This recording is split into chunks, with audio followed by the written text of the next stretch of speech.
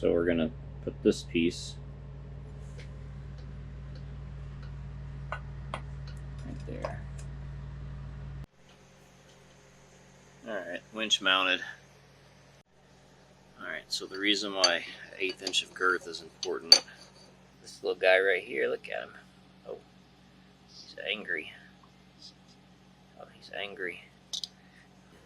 We're going to try to walk this out just a little bit. This is why we struggle to get that wrist pin on. So you're supposed to just do it like this. You take it and then you just just toss it at it and it goes on. Right, we got this 4-link versus the 3-link. Oh wow, yeah, that's so much better. Wow, right? That's like 1 link better. All right, well, here's the problem with doing that. Putting a KFI 2,500 pound winch on this bad boy. Bench test it first. Got jumper cables hooked up. See which way it turns. Out. Good, because otherwise that zip tie would have probably popped and hit me in the face. And now it should go in. Yep. Good. Alright, we got negative to negative, positive to positive. Our negative is this yellow jumper right here. And then our positive is the red jumper right here. And then so we have this white wire that's hot too. We're going to touch these. So got our test light on. So we're going to make sure basically it lights up here and here. I don't know which is which. It should click when I put this on here. Now, let's do this a little better.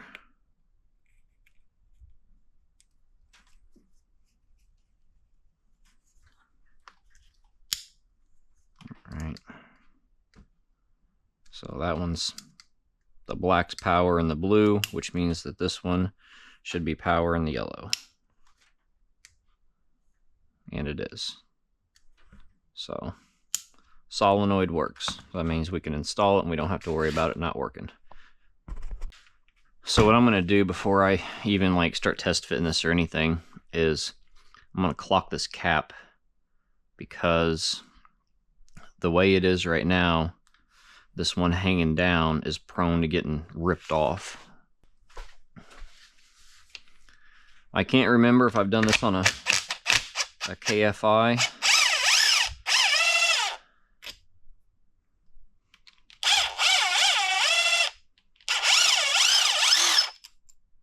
But on the Badlands, you can just twist that cap.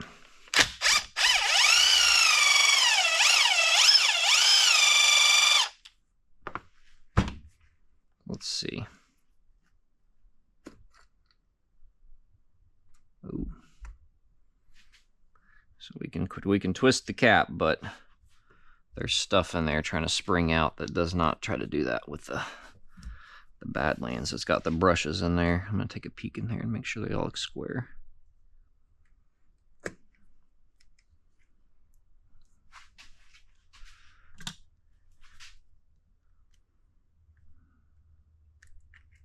We gotta make sure we get this gasket out of here. They were trying to booby trap me.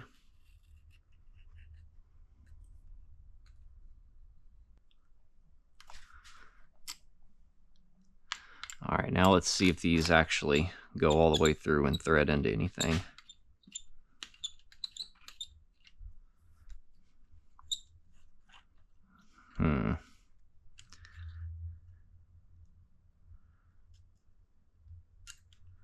Doesn't seem like it, but I just felt something in my hand as I was doing this.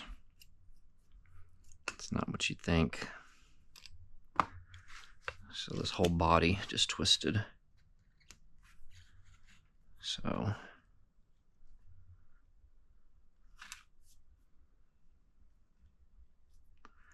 but I imagine he probably wants to see the sticker.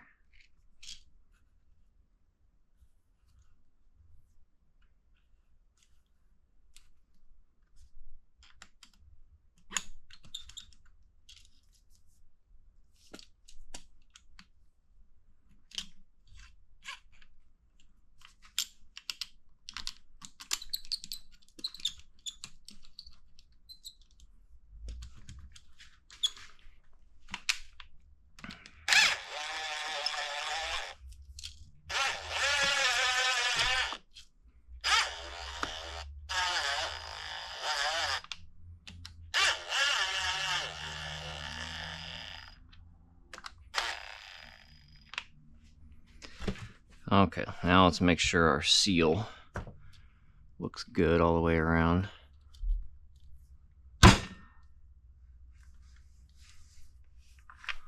Okay, looks good. And those looked like M6 bolts, M5 bolts. And they're super long, so probably about like 5 foot-pounds. And they got crush washers, and there's a little gasket, so not very much.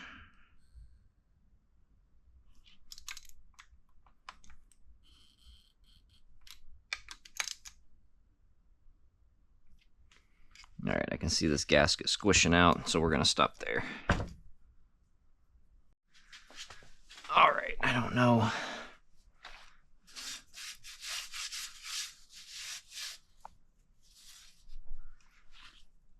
I don't know how much I'm going to have to take off here to get this in. Hopefully nothing.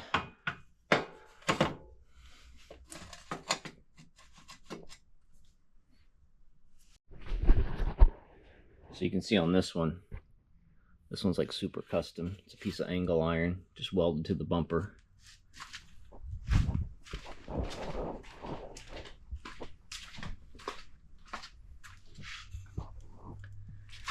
And on mine, it is bolted to, my mounting plate has extra tabs on it. My mounting plate has 2 tabs that come up right here. Alright, turn the key on. Let's see if we found switched ignition. I think it gotta be on instead of off. Oh, look at that. We found it. Side right. You were right, huh? Alright, turn it off. Let's make sure it goes off. Come on, key. Okay, turn it back on. Let's flip all the switches and we're going to make sure. Okay. Alright, turn it off. Good job. Alright, so we have these like generic winch mounting plates that come with like every Badlands kit. And then like a revision of something. And then we got his KSI one in there. I think there's a couple more down here in the good scraps. But what we're going to do is we're going to top this off and we're going to bevel this and we're going to weld this to the old plate to maintain an OEM style design, since we have these just sitting around doing nothing. So we're going to put this piece right there.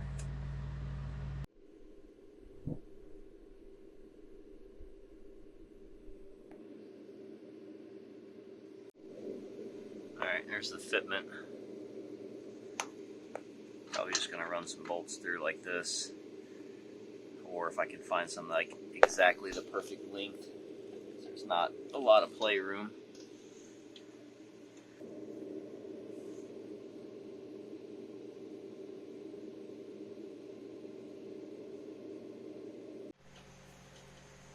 Alright, winch mounted. Do this with the wires. Come around through here. Then just kind of coiled and zip tied. I cut 2 little slits out in the plastic right here to where those will rest. There's the ground and the positive for when we go to hook it up. I just used a couple like big wood screws to mount the solenoid right there. Okay, while we have the welder out, we're going to make a diff brace. And what we need is the distance between these 2 bolts here, which is, I don't know, like 3.5. So then we want our piece of steel to be 4.5.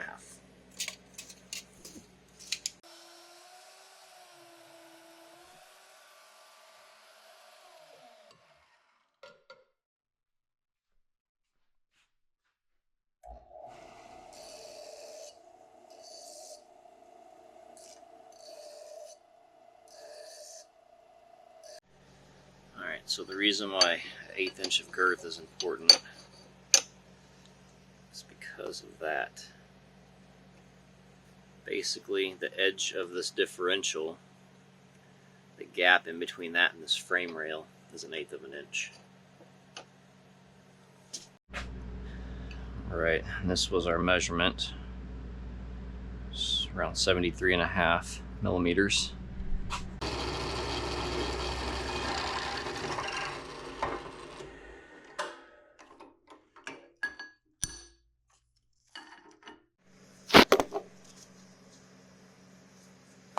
Alright, check that out. Fuck.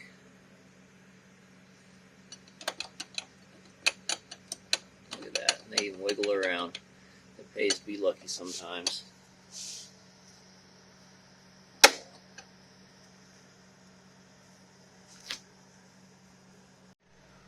Alright, when I did this, I'm pretty sure I had the back plastic off and the diff out. I know I had the diff out. So this is going to be more challenging for sure. So we have our area where we need to skin that raw, and then this little guy right here, look at him. Oh, he's angry. Oh, he's angry. We're going to chop these corners off and then cut this out. I remember this was important. It's something to do with like when you go to like rotate this diff to pull it out, it hits right here, so that's actually important. And then we're going to bevel off this to, I guess, this way, back to front. Alright, here's the prep.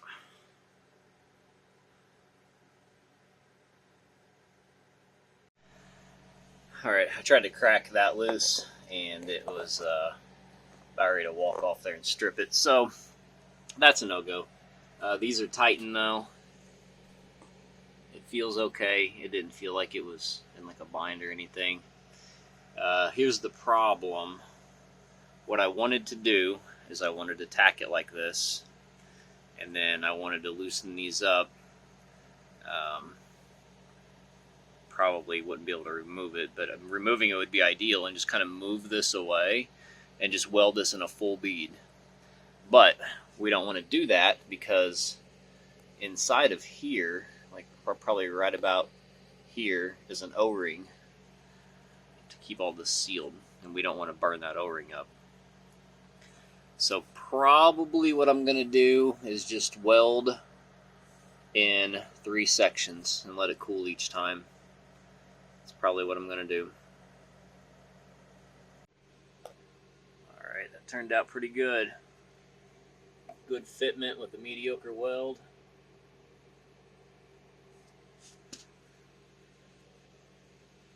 I had a fiberglass blanket all draped in here to make sure we didn't end up with any collateral damage.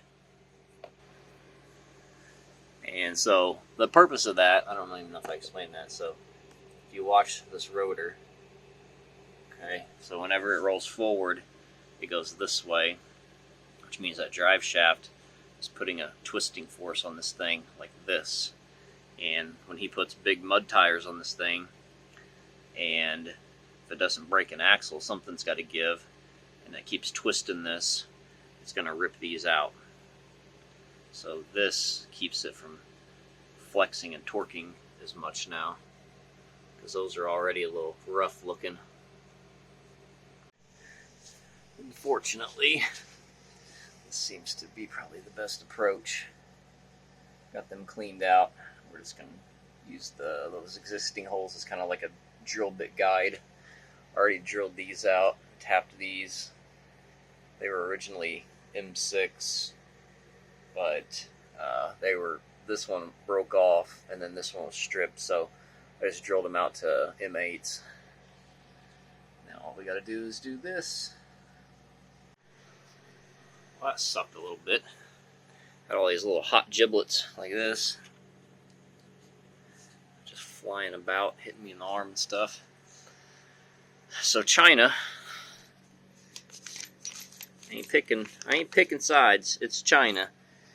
China gave us these bolts here.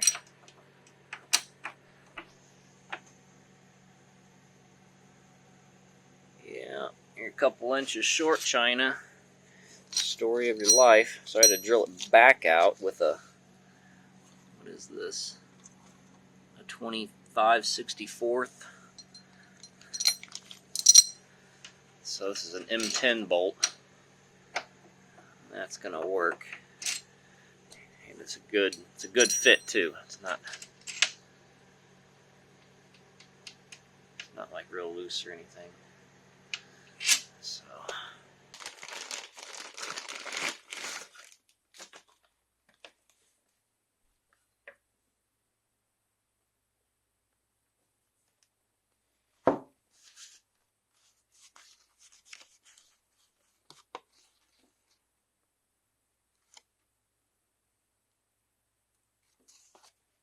okay, so we need to pull the gear and the decompression mechanisms off here. I already got the bolts broke loose.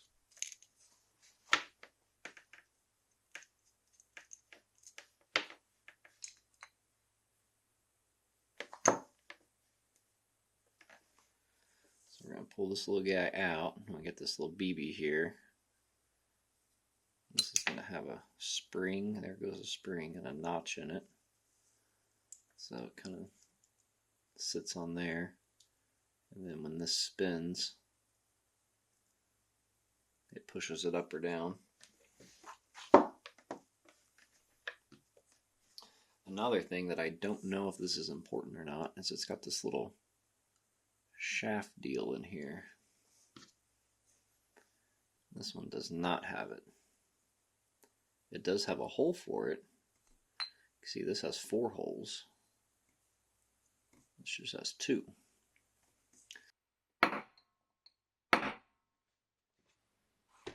Yeah, it doesn't look like it's moving. I don't know if I showed it, recorded it, or clipped it or what, but I checked these after I pulled the cam, and these felt like they were in a bind, but they do not feel like they're in a bind right now, which means that it was this stuff that was in a bind. I feel like I just pushed some grime out of there.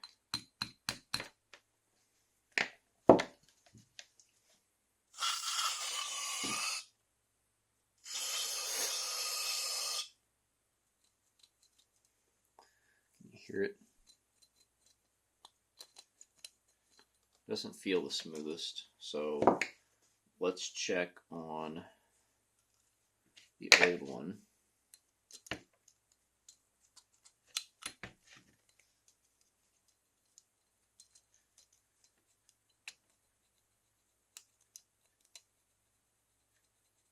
Not really that smooth either, considering you have to think about how many thousands and thousands of times that thing's went up and down inside of this one.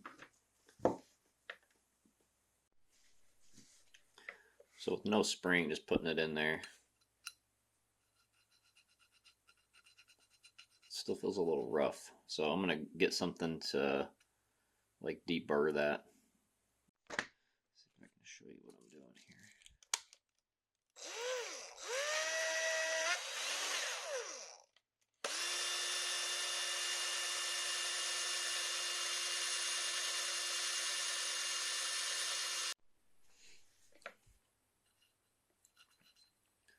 All right, it feels way better. Okay, so shove this through the big hole. Take this, fish this through here, push this in, pull it out of the way real quick, like that.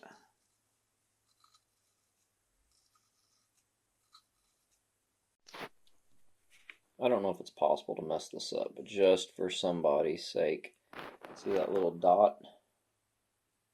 So the little dot is going to point to that dot, right? This dot right here, kind of point to it anyway, which is going to point to that pin.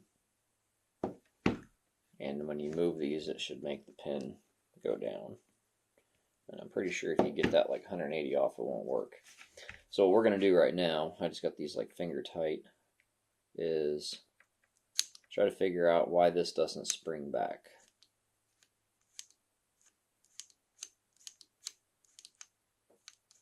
See there, it kind of sprung back, but I don't know if that's the assembly lube making it sticky. We're going to figure that out before we Loctite these and torque them down. So this is what it looked like whenever I shoved that in there to clean it out. And then when this dropped out, it stained that. And then this, it's basically dry now.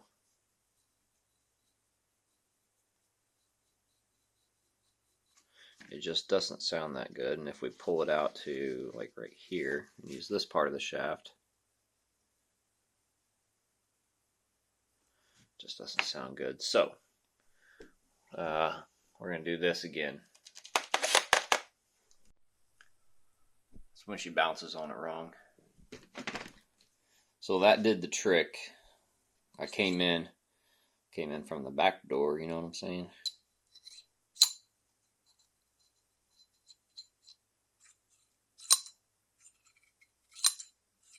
That's what we want. We want it floating. Is this thing gonna freaking focus? My God. So yeah.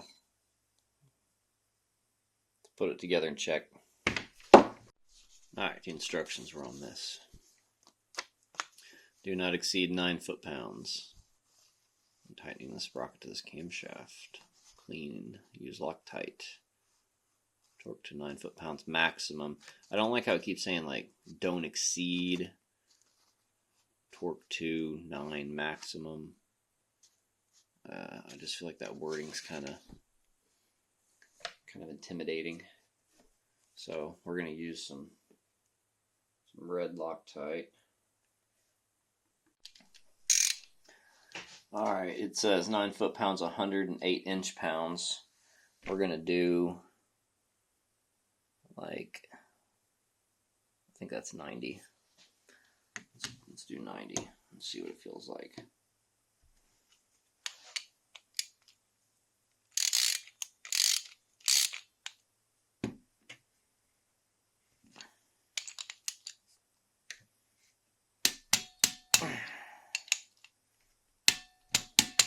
Okay. So the instructions are an interesting read. Do not use synthetic lubes or oils during break-in. Petroleum based only. Synthetic does not allow the camshaft to break in properly. Check piston to valve clearance. Yada yada. It's meant to work with stock pistons. So we got a high compression piston. Check for coil bind. Recommend maximum valve lift. Should be 50 thousandths movement left. Complete coil bind. Check valve retainer. Valve seal clearance. I'm not totally sure how to measure that. We have different valves. And then back here, this part, big pain in the ass.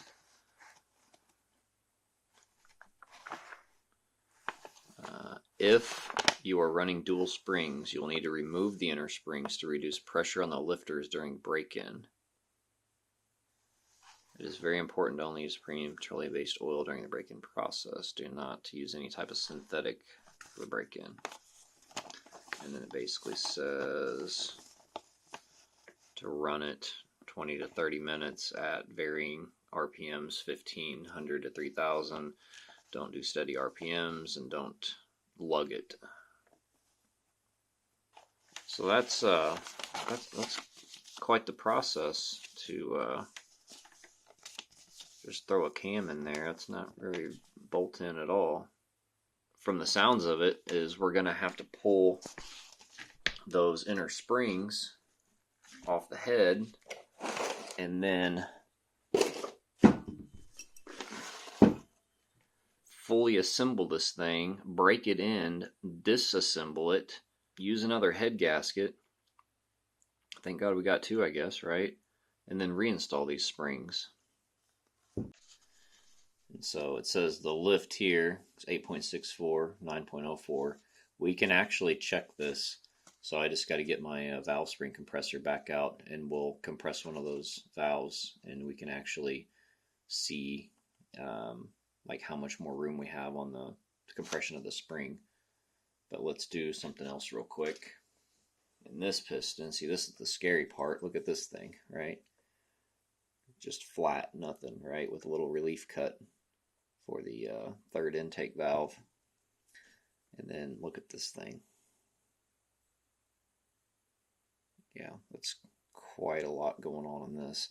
So what we're going to need to do on this is let's put this rod in here, and then let's try to take a measurement.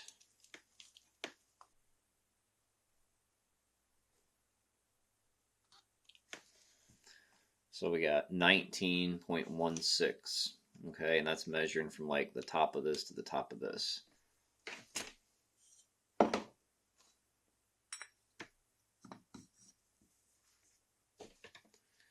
So the reason why that's important, all right, so that's the exact same, which means that, you know, this ring around here is all the same dimension too. And you can see that this relief cut here, see how deep that is? See how shallow that is? If we try to gauge this, like 0.3 millimeters, right? If we gauge this, 2.45, yeah, I know it's upside down, 2.45. So it's possible that this is actually, you know, meant for like crazy cams, honestly, because if you look how deep this is cut out, it goes below that line. Obviously, we're going to be turning this over by hand really slow for the very first time. But what we're going to do, let's get the head out now and compress that valve spring. Yeah, so that's the length of the spring basically, within like a millimeter or so. So what we're going to do is on intake, we're going to run that down 8.64. We're going to round up 8.64 to 9. 23 millimeters. So I need to run this in until that's 23 millimeters, and then we're going to take a look at it and see if it looks bad or anything.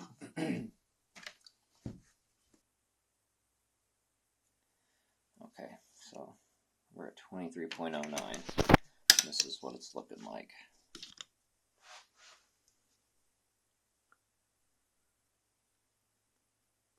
So it's saying we need at least like 30 thousandths of an inch left. So let me just crank on this a little bit more, because 30 thousandths is like nothing.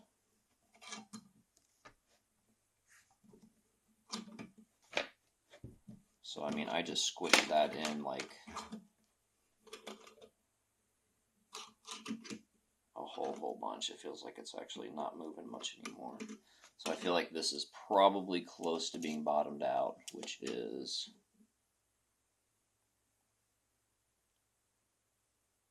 like 20.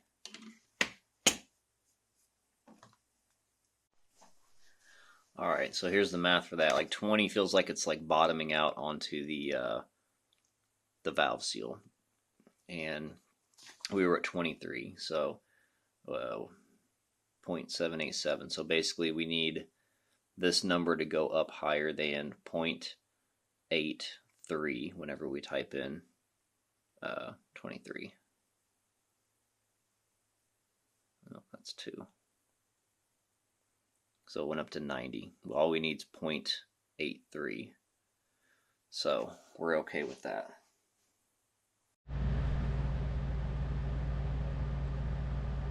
We're going to go ahead and get the stator cover off. This might seem out of place in the video. I don't know, because things, you know. So we got all the engine stuff prepped, but I'm going to get the stator cover off first, just so I have easier access and can see more things. So right now, like, we are in kind of like this awkward position where We don't have tires on the rims, and I had it kind of jacked up to kind of maintain the oil, but we found out that our camshaft says specifically not to use synthetic oil, so we actually do need to drain the oil, but I can't really drain the oil right now because it's literally sitting on the concrete unless I put 4 jack stands on it, and it's already like this. So this is what we're doing, and this is why it's like it is. Just so there's a little bit of context.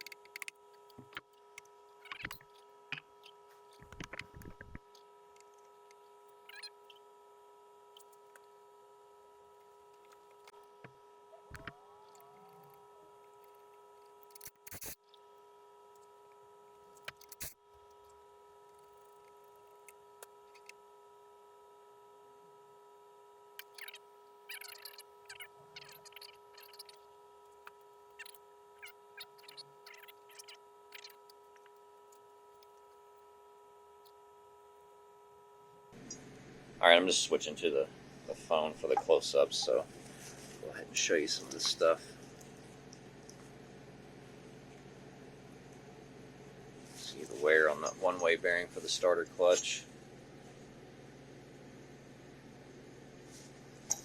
We got wear on here. And then we got weird stains on this thing that don't really wipe off. So we just got like a little snap ring on here.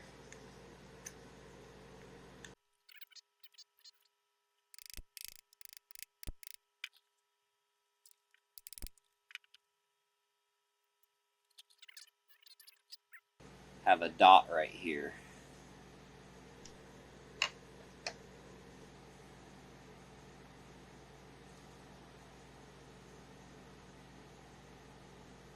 Alright, where they are supposed to line up.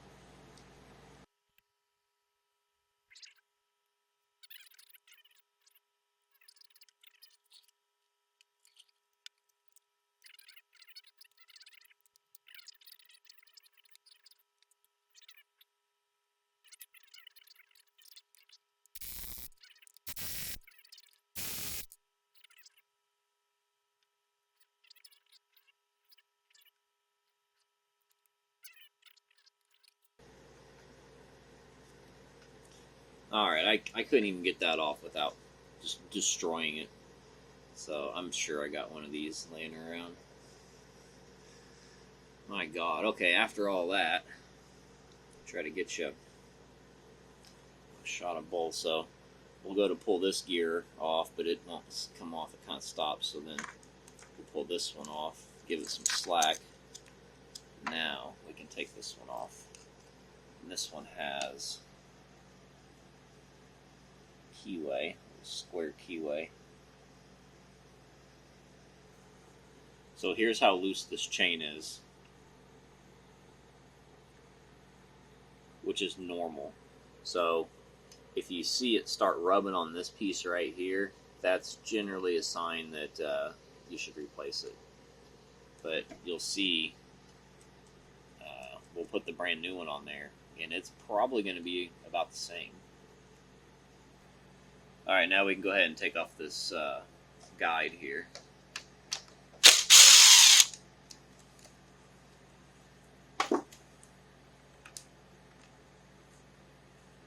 It was actually in really good shape, but we have the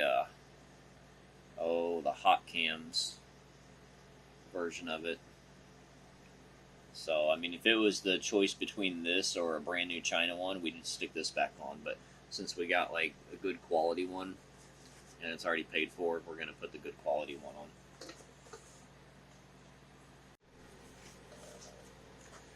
Okay, so there's no way to fish this out of here. There's just not enough room. So what we're going to do is, this gear is like pressed on here, and like the service manual is actually pretty terrible as far as explaining how to replace the timing chain. It does say to use like a 3-jaw puller to pull this off. It does have a bunch of little springs in it. What we're going to try to do is it's a 2-piece gear, and they refer to it as the buffer boss, I think. So what we're going to do is we're going to take this little plate off, and this is where this gear can kind of split, and we're going to try to walk this out just a little bit like that. Now, hopefully we can get this chain out of here. There we go. Okay, but we actually have a new problem, because here's our new chain. Right? The old one's 3 wide, and the new one's 4 wide. These stains are just crazy. They come right off. Put a little bit of that on there.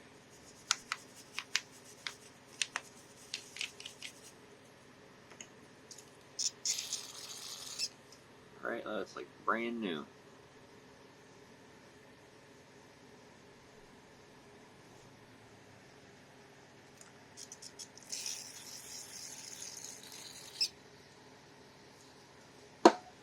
So imagine the whole inside of the engine looks like that, and the transmission. So we got this wider, fancier chain, right?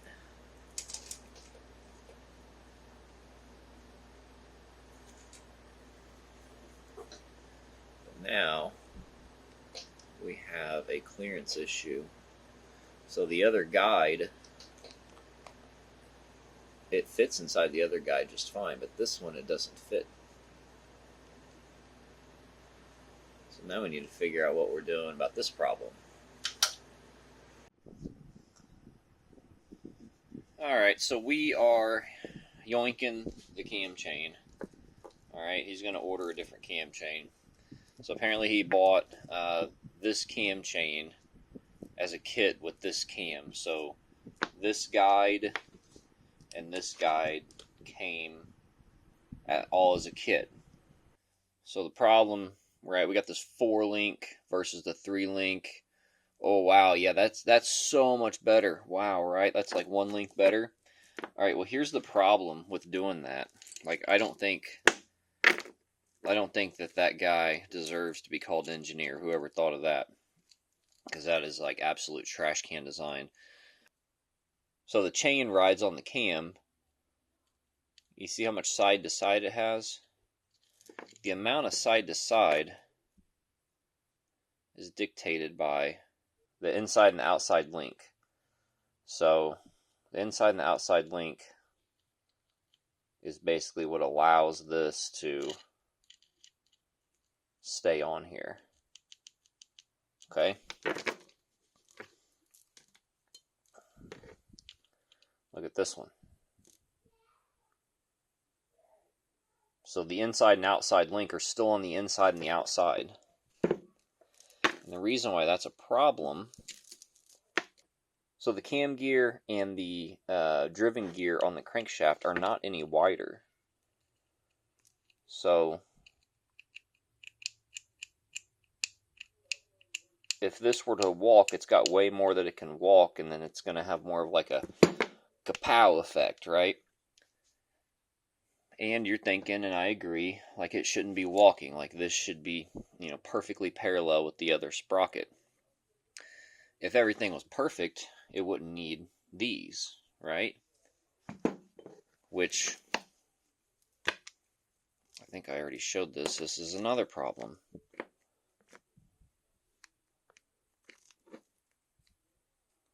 This doesn't even fit in there.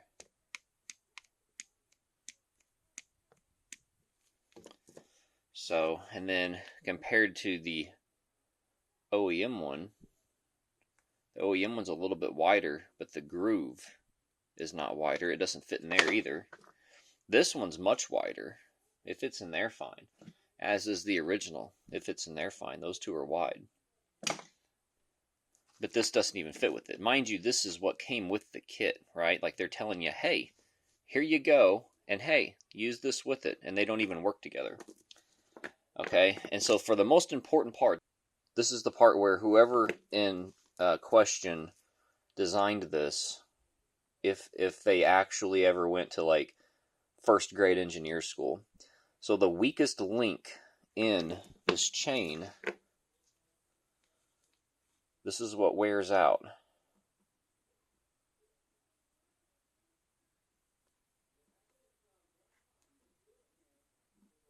All right, this is a 20-year-old chain. This has none of that, right? Because it's brand new.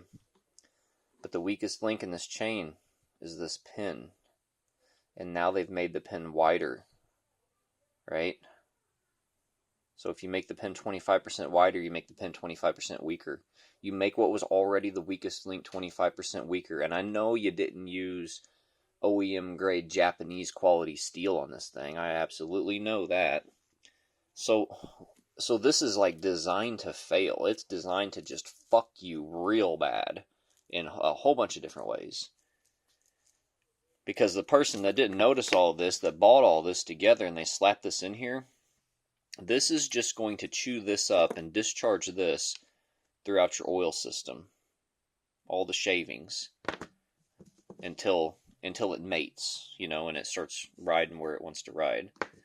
So yeah, trash. This is, by the way, BPR, which normally have really good stuff. They pair a lot of stuff together. They'll pair to like a hot cams plus a Wiseco. You know, they'll take like a Wiseco piston and a hot cams cam or something, and a Cometic gasket set. Like they'll pair a bunch of high end stuff together. Which, by the way, our Cometic gasket set was garbage.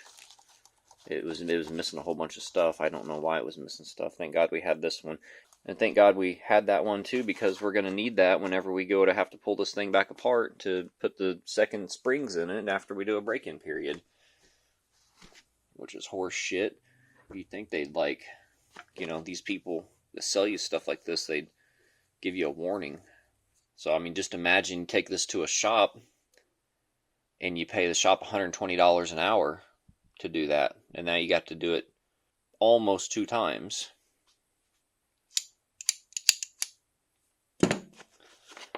Dumb.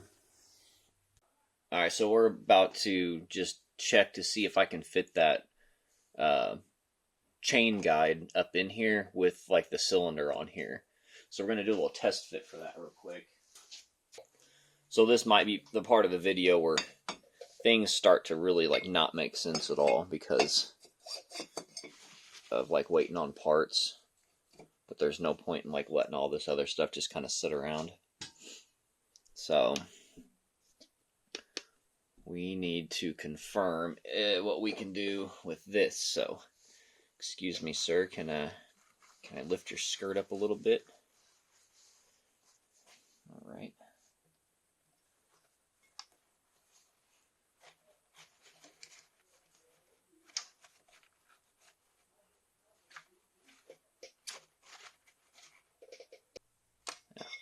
Oh, I put it in backwards. Oh, and you know what? I just found out I can push it in from this side. Alright, well. Wait a minute, did it backwards again. Got distracted by lifting up the skirt down here. Alright, let's see. So yeah, I just need to double check that. So the fact that I basically confirmed that we can fish this out of here. So then let's double check if we can fish that in through the head. Alright, because if we can just fish it in through the head, then that means we can install, yeah, see,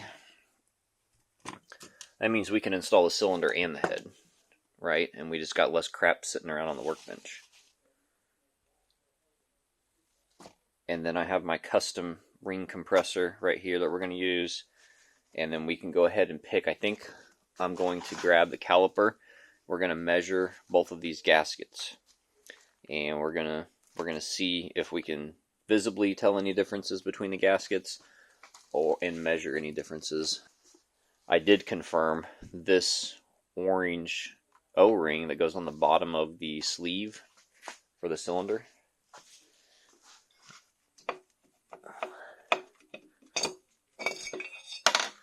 This guy right here, I did confirm that those were two different sizes. This was like 2.7 and the other one was like 2.5 in the original, even though it was an odd shape from being squished.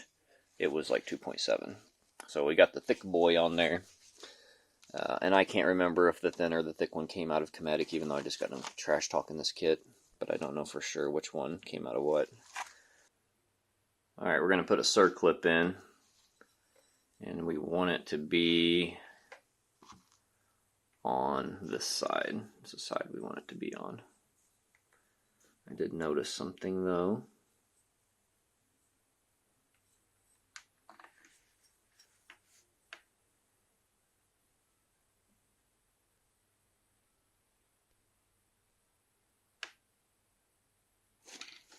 What is that? Is that a little piece that's going to come flying out whenever the engine starts going? Oh yeah, look at that. There's a flake.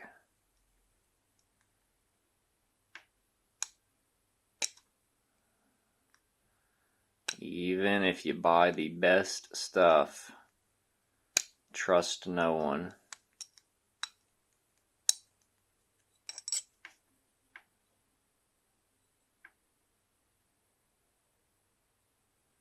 So that means that they cut this groove first and then they drilled this hole for oil second, and that didn't get deburred good.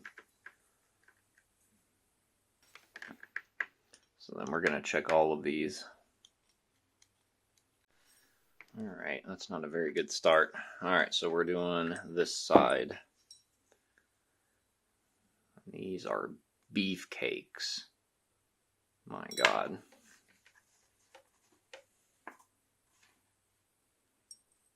It's probably going to suck.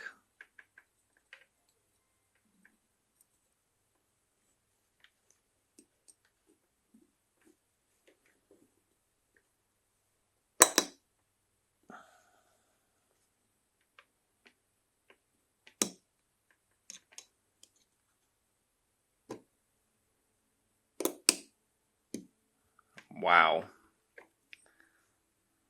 That's not coming out. Alright, so ideally, we have our relief hole right here. You don't want the opening lined up with this, and you don't want the opening like this, because when the piston's going up and down, that force could collapse it and make this pop out. It's not making this one pop out, I can pretty much guarantee that, but we're going to try to spin this and point it up, because up or down's the best. We have a hole closer to down, so then up is the best option.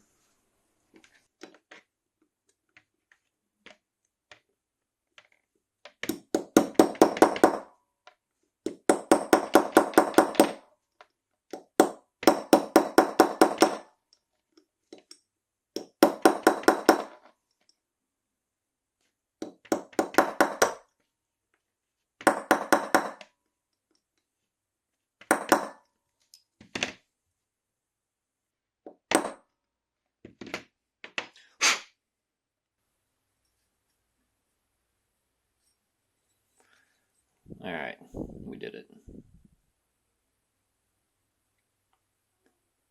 That ought to be fun with it on the installed on the rod.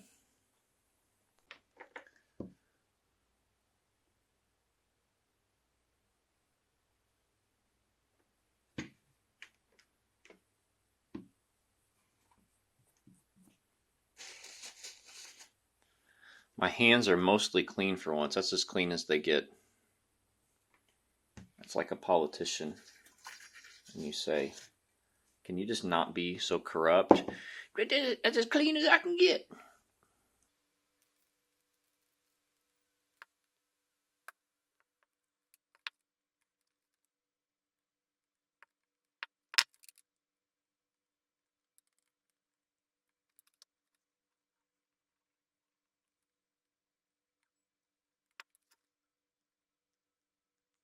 Right, so the big black ring goes in the middle. And it has a faint dot right there. Usually like the markings go up.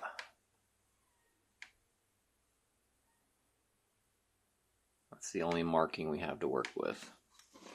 So we're going to put that up.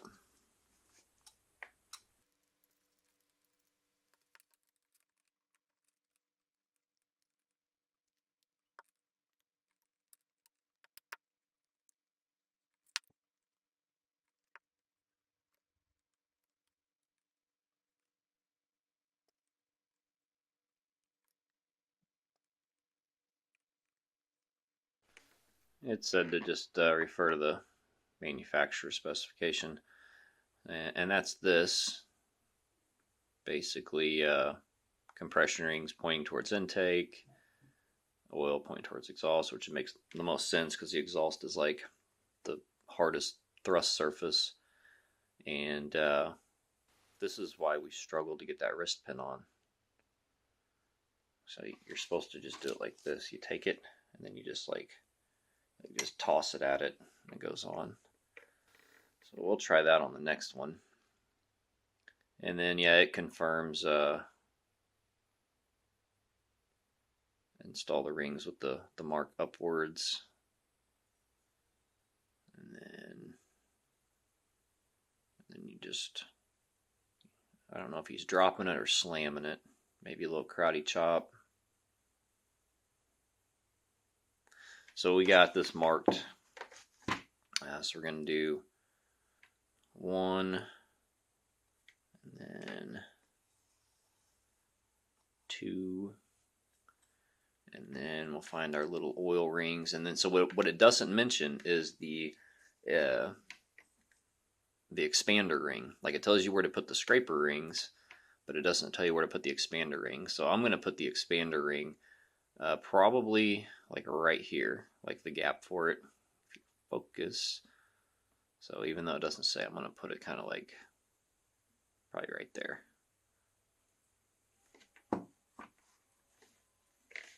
Alright, before we put this in, to put the clip in, I'm going to compress these rings. This is like my custom little ring compression tool. It's a piece of like spring steel banding. It was around like a 4x8 sheet of multiple 4x8 sheets of like thin gauge steel. So you basically just put this around here.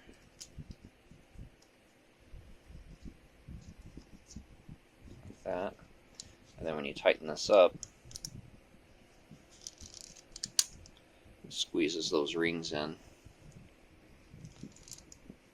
And then when you go to put it in here, you leave it to where it's got a little edge, and that's your starter edge for here. And then you can just start tapping that with a rubber mallet, and this will walk down. And then you unbolt it, spread it apart, and fish it out. Excuse me, sir, I'm going to need to take off your skirt. Hope you don't mind.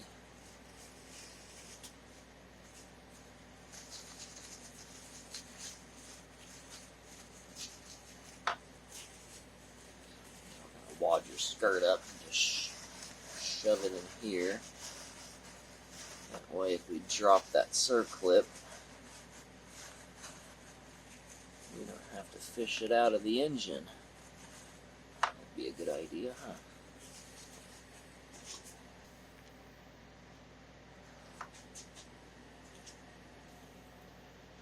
My tool actually got in the way a little bit, so I gotta slide it up a little bit for now.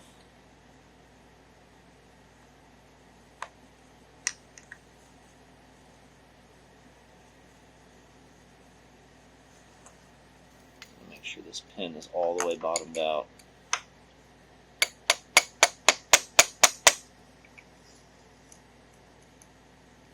If that pin is not all the way bottomed out, then that clip is not going to go in there. Because, I mean, that is a close fit. And that clip is already a big old bitch. Alright, couldn't get you any kind of angle. We're just doing like a quick shot here to show you what I'm doing. Before this pops out and hits me in the face. So, I got it to like this point, basically. Prying on it like right here, and that is for the sole purpose. I tried to pry it in right here, and it was too far, and then I tried to go back, it didn't want to work. So hopefully now, if I push on this hard enough, I can squeeze in this little gap, and then, oh yeah, look at that. Look at that. Okay, now all we got to do is get this spun around where I want it to be spun around to. And not just leave it there like some kind of marketplace special.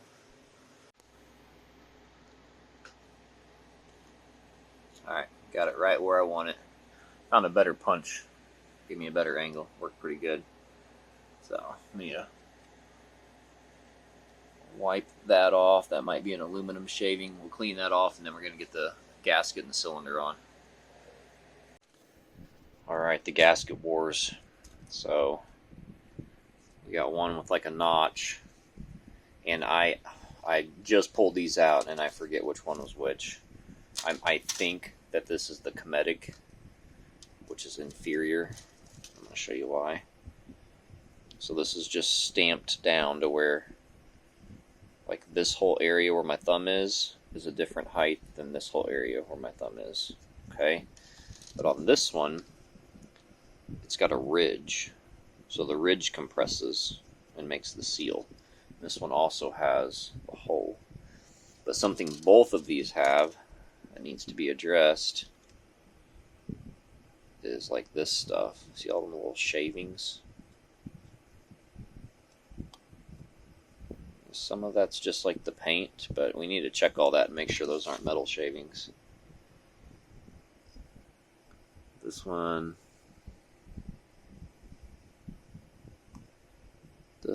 might not have any. So that's 2 strikes for the Cometic kit. And so that hole, pretty sure is an oil feed. Would you rather have that hole sealed, or just spew oil wherever you want to, and hopefully a different gasket does your job? I don't know what's all over this thing, but I feel like this is just like so much extra work that should have already been done before they sold the product.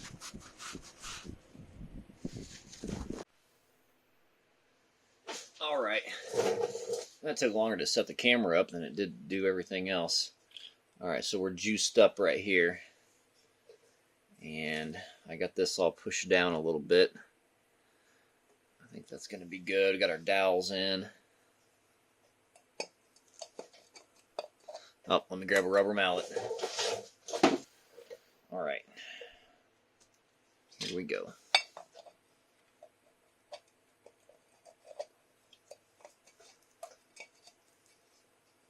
Let's see if I can balance this with one hand.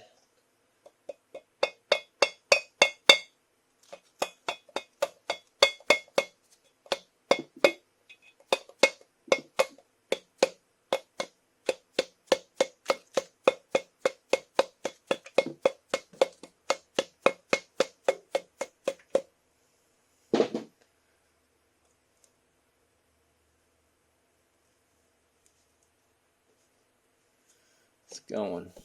Oh, I don't have any room.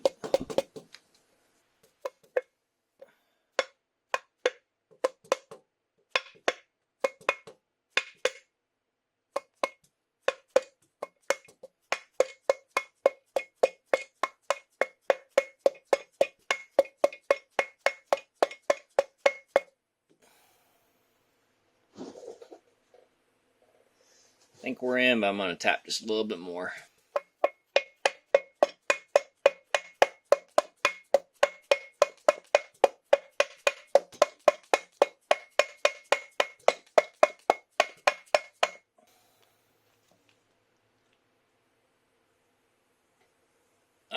are definitely in.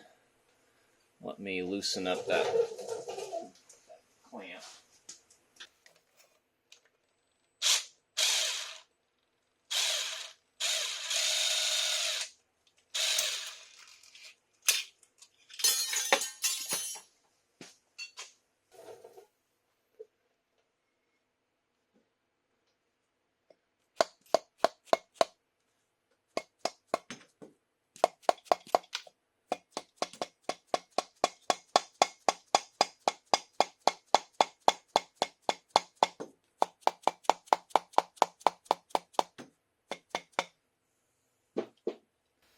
Alright, before I push that all the way down, I'm going to wipe off this again, because even though my hands are mostly clean, I was resting it. I'm going to make sure that all that's perfectly clean.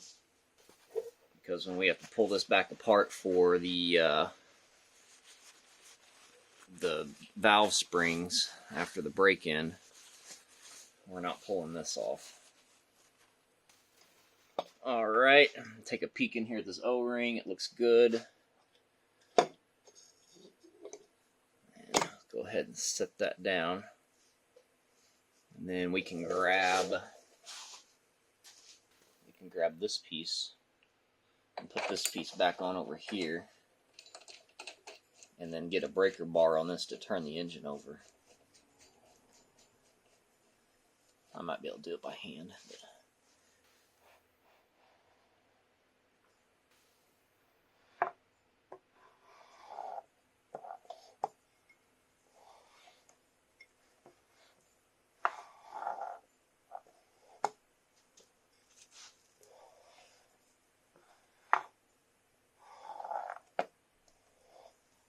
that noise you're hearing is the counterbalancer.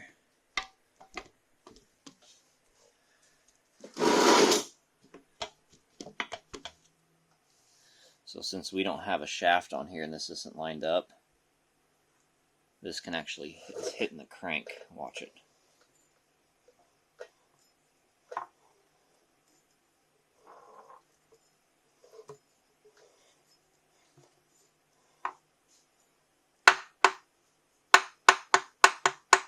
So that's hitting the crankshaft. So that noise you're hearing is that.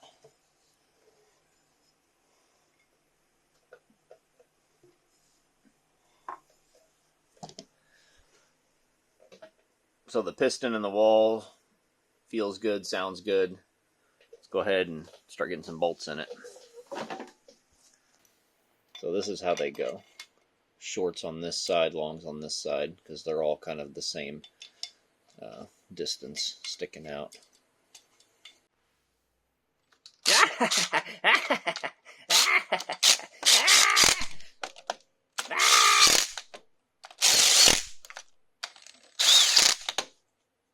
It's okay. It's just a little bit 1/4 inch drive just to run them in. It's okay. Okay, so right here, cylinder, M10 bolt, 30 foot-pounds. Alright, what I'm going to do whenever I'm doing something important like this is I'm going to torque the wheel down, and I'm going to see if I think it feels like 30 foot-pounds to make sure my torque wrench didn't get dropped or something. So I'd say that feels like 30 foot-pounds. I'd say the torque wrench is working. We might need to get... No, we might not need more. So we're going to just do... We're going to creep up on it. We don't want to get one clicking before the other.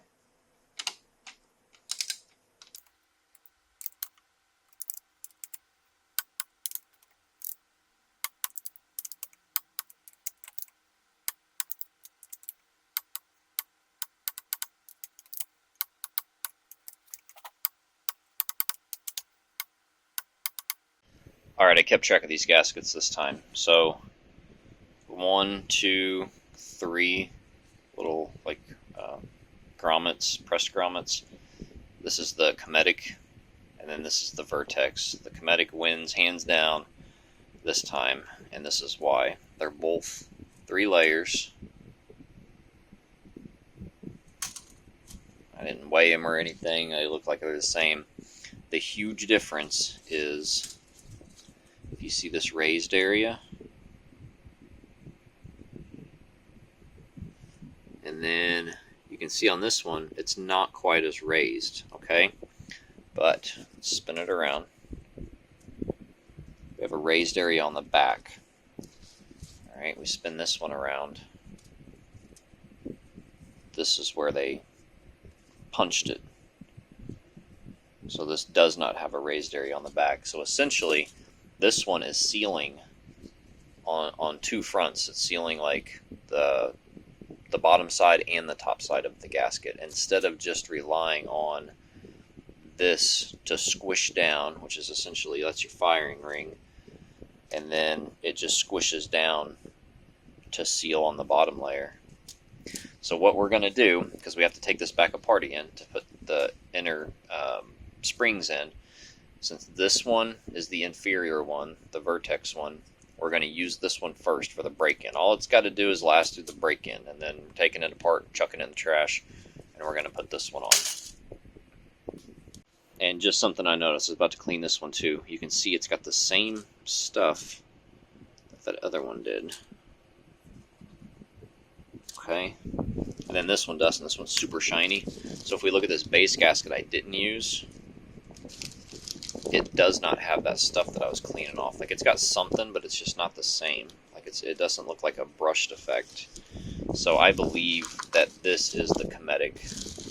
I don't know if I said that or not, but so basically the Cometic base gasket sucked. We used the Vertex instead, but the Vertex head gasket sucked. So we're going to use this for break-in.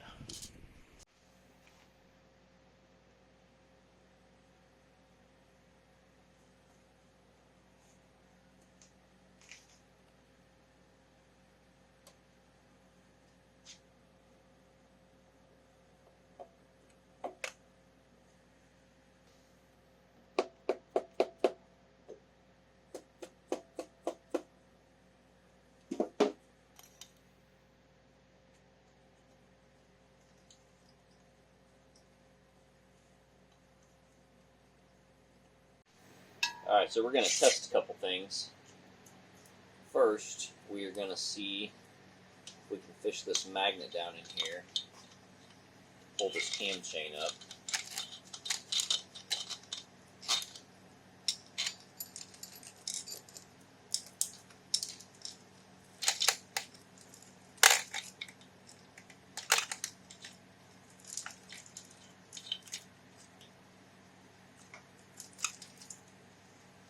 Okay, so we can get the cam chain up in there. That's not going to be a problem. It's got a little tab for the gasket, but I think it's going to be fine too. And then our guide, I don't know if we're even using this one, but our guide, we're going to make sure we can fish it down in here. Okay, I can see it sticking out of the bottom here. So I'd be able to get that in there and get that bolted in. Alright, so then we can go ahead and torque these down then. We got these, and then we got them little 2 hidden ones, and then we have, do we have any? Yeah, we got like a little baby one back here in this corner. I think that's it. I didn't think I was going to be able to fit an impact in here.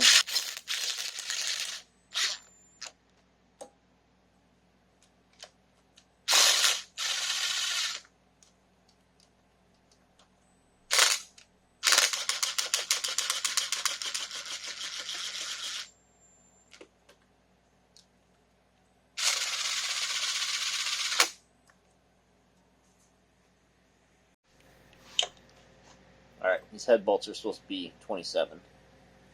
And then the ones that are up under here, just out of frame, right there, and in the back, those say 27 as well, even though they're kind of scrawny.